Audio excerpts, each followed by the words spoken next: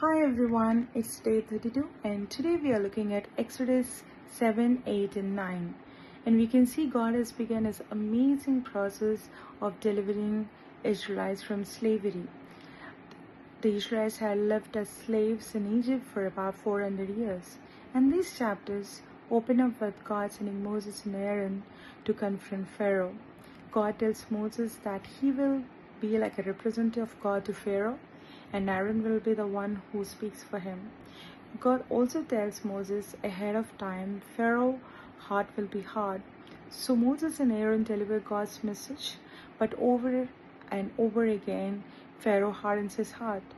And because of his stubborn resistance, God begins to send the plagues. In Exodus 7 through 9, we can see first 7 plagues God uses to show his power and expose the false gods of Egypt.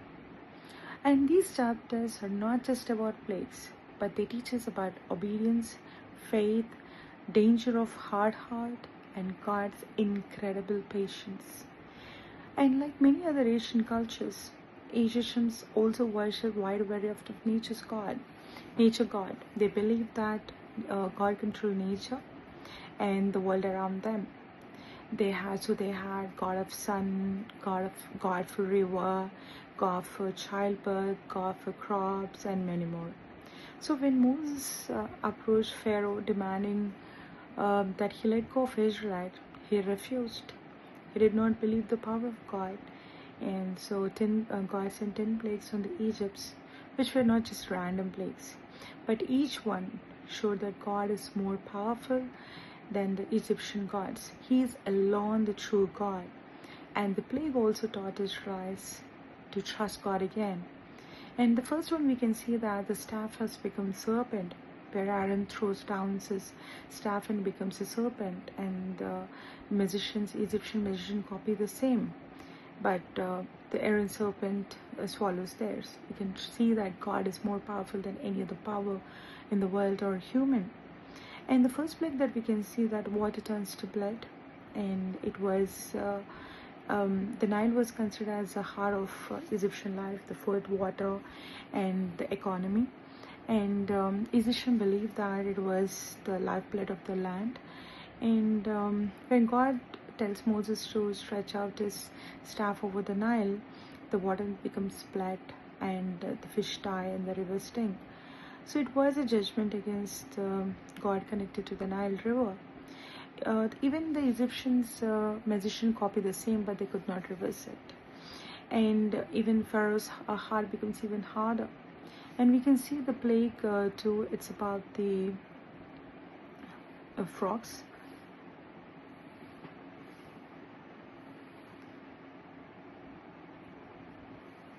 And bringing the frogs from the Nile, it was judgment against the gods of the birth, the frog-headed gods of the birth. So the frogs were sacred and connected to the goddess of fertility. But God sent so many that they became a problem instead of a blessing. So the frogs farmed Egyptians' kitchens, beds, houses, everywhere.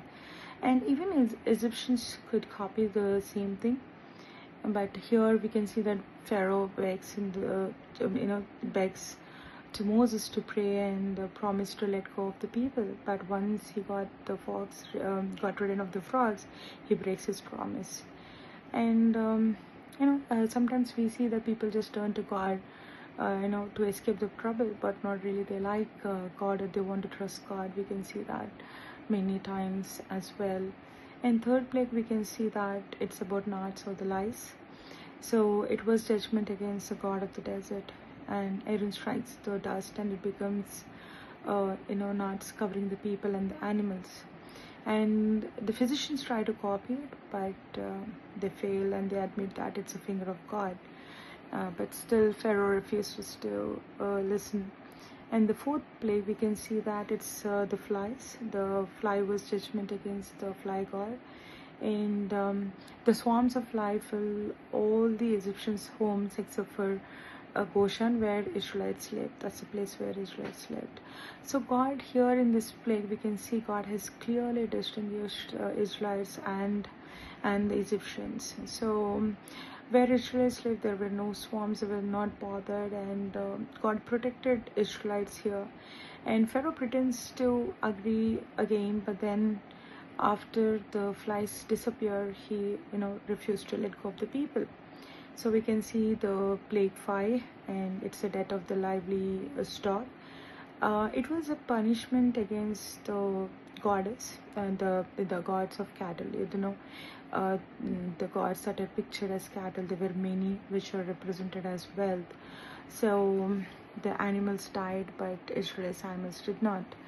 All the Egyptians' livestock in the field they died, and God protected Israelites' livestock. And even Pharaoh sends people to check whether it is true that Israelites' animals are safe.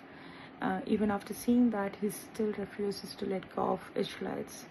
And then we can see the plague 6, that is boils. And this is a judgment. This plague is judgment against the god of health.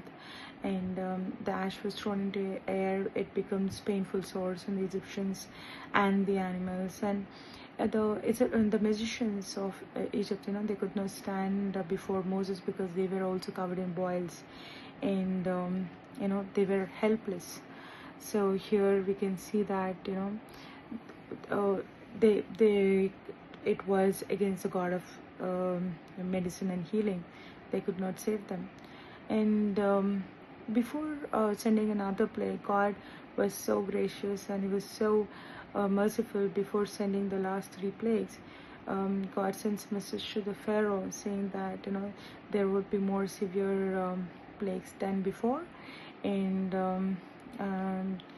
even God gives them a chance to protect their animals from the next plague.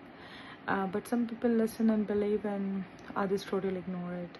And then we can see the plague 7, which is hail, and we can see that it was judgment against the god of crops and god of sky, goddess of the sky, and the storm god, where we can see that they have never seen a storm like that before in Egypt, and it was mixed with fire. All the crops, animals, and people left outside were died. Even Pharaoh admits that he has sinned and asks Moses to pray, but once the storm stops, he hardens his heart again. Uh, we can see in these chapters that though the plague caused discomfort, the disturbance, the irritation, destruction, physical pain, and a massive devastation, Pharaoh, seeing all the miracles, everything, but still refuses to surrender. And God was very patient. He had given him a chance to escape all that, but his heart was so hardened that he could not let go of the people. But on the other hand, we can see that God has protected Israel, showing his care and covenant. And God is here. We can see that God is sovereign God. And even today, in the modern days, we can see like many people, many of us may have different gods. It could be money, popularity, or success, or relationships, or talents, or even ourselves. But God is more powerful than anything we trust in. God alone is our true source for everything, our help, our Redeemer, our strength. So God is the one who protects and takes us of our life. And when we trust in him, he never fails us. He always gives us chances. He's so patient with us that he's giving us time to turn back to him. Even when we go away astray, he gives us so many chances so that we can go back to him and make the right choices, the better choices.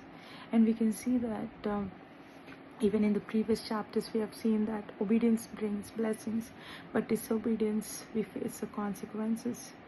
So it's my prayer that we have the heart that is willing to correct and ready to listen to God and obey God and change when God speaks to us, and always trust him. And thank you so much for listening to this, and you all have an amazing and wonderful day. Bye.